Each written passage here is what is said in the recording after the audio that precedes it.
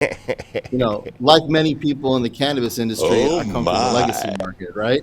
Yeah. So I started in University of Sciences, Philadelphia College of Pharmacy and Science, went to pharmacy school. Instead of studying pharmaceutical sciences and pharmaceutical drugs, I found cannabis and started studying cannabis a lot more. Also started using it, and it became the thing that I wanted to pursue. I eventually graduated with a degree in pharmaceutical marketing and management, which is basically a degree in selling drugs.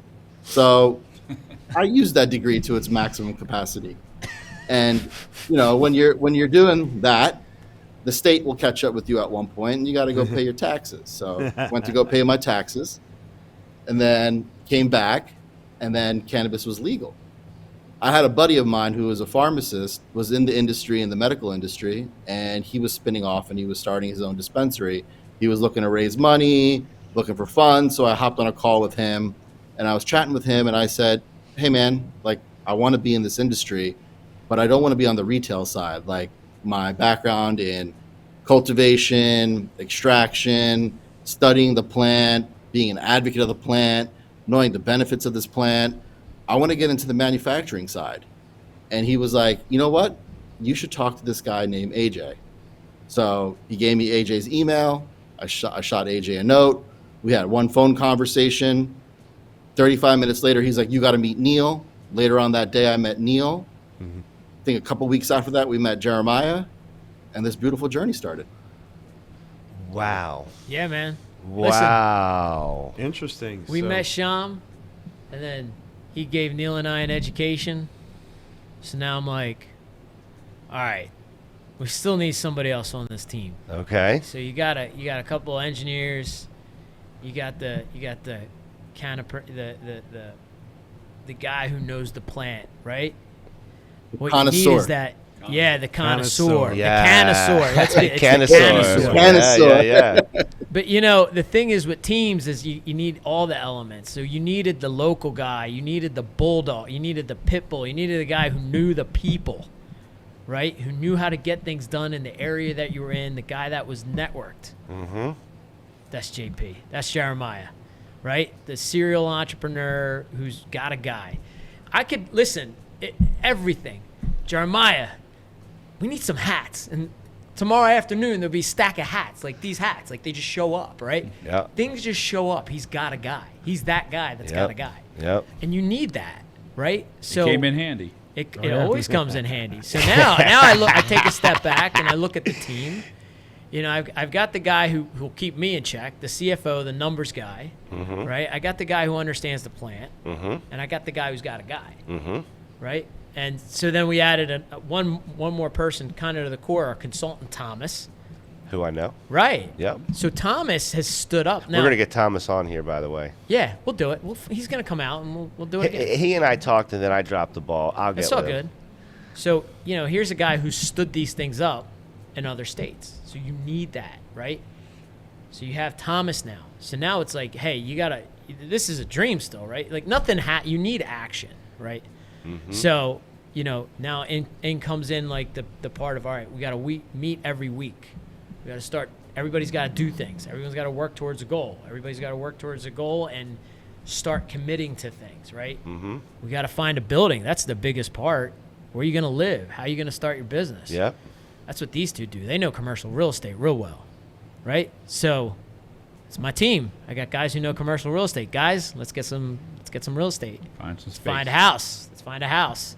So how early in the process was the real estate search? Was it like right away, or did you guys Pretty have to much. figure some? You started pretty right much away. right away. Because you got no It's license. tough. It's tough to find space, right? I think if you ask the dispensary guys in New Jersey, they're having a tough time Right. trying to find a space. Same thing we did. A lot of Yeah. requirements. And you right, need for that space and that lease up front. A lot of that stuff Yeah. we did And what was- requirements for this space? Because if it's just purely warehouse space, there's tons of warehouse space in Jersey. That's First, you got to start in the town that's going to allow you to be there. that is probably the biggest thing. That's a big hurdle, right? Huge. You got to have a guy So how that's many got a guy and towns know a were guy. friendly in this process? Two right up front that we knew really well. Yeah. 2 towns, That's it. It's a published list, so you know where to go. right? There's a problem. When it's a published list, Everybody's Everyone's going wanting to to go. the same That's spot, right. so you're now competing. so you got to know a guy. we had to for this space. We had to fight for it. Yeah, We did. There was another cannabis company trying to get in on it too. Manufacturer. They No, wanted to do a lab. I lab think. work. They wanted to be a lab. Okay, Yeah. so not quite the same, but Not quite the same, but same still space. competition. Yeah, it's So still. I'm sure this, caused a price war, if any. No, actually, No? Not for us. To be fair, the landlord was we're looking to put the space. It ended up being a good deal for everybody. Great. But yeah, it could have been. Could have been. I think part of that is Jeremiah and I have when we do commercial real estate, so when we Right, talk so you to a have a potential connection. landlord, we know what the pain points are, and we kind of just smooth it over. We try to make the process as easy Right. as possible, and choose. He wants a good partner as well as anybody else. True. and last time they walked through the space, they were happy. Yeah. Yeah. Yeah. They were like they wanted our GC's number. They were like, hey, you did better work than improvements. my stuff right down here. We just had a guy in here. And you get, Right. You know? Right. So what about so the real estate part of it? What else did you have to figure out? Because there's a lot that you have to figure out. What else was? What was the next area? Real estate. Then what do we look at next? But, I mean, I would be remiss to shout out the support of our investors. Oh, yeah. We had some great investors that are with us on our team. Mm-hmm. They believed in the project. They believe in the team. They believe in what we're trying to do. And fantastic giving us the money up front with, for the people who, three of us, they gave us money to three people who didn't really know cannabis. Yeah, who didn't know cannabis. Right. But we knew how to run a business, and we have shop.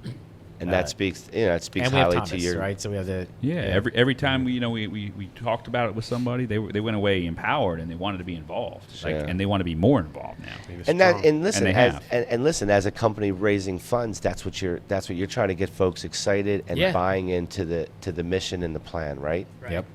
So that's awesome. So you have a good group of, and not only that, but you opened this up to small investors as well. did.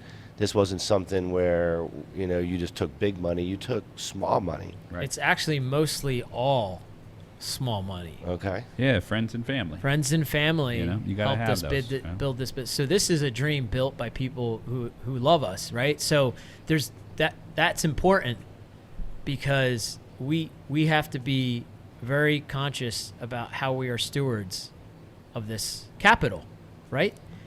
So, sometimes you think like, oh, you got a guy put up X amount, right? And you might feel a certain way, like, he knew the risk. But my mom and dad put up money. Mm-hmm.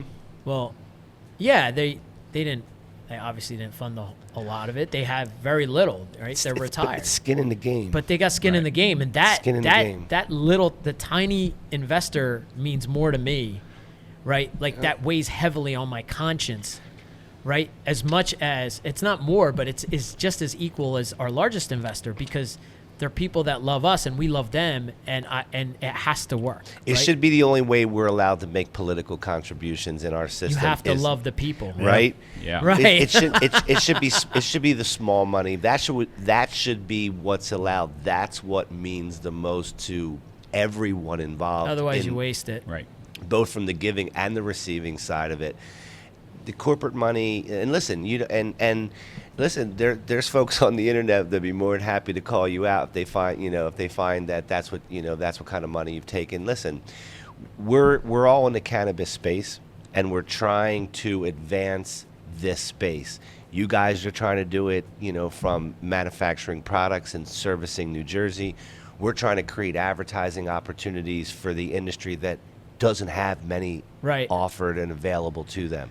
And so we all have to take these steps that are incremental. They're small, but they're worthy steps, and they're steps that can get not only us somewhere, but it gets the industry somewhere. And so, my hats are off to you guys for, thinking and then acting upon this. We have a vision for what we're doing with this show, and Cough Country TV has a vision for its overall thing. So, and by the way, guys, if you're watching right now, you got to give us a like. Please like and subscribe. If you're watching now and you're That's not right. subscribed, Give it up. subscribe. We need to do that, right? My man. Right. All right, so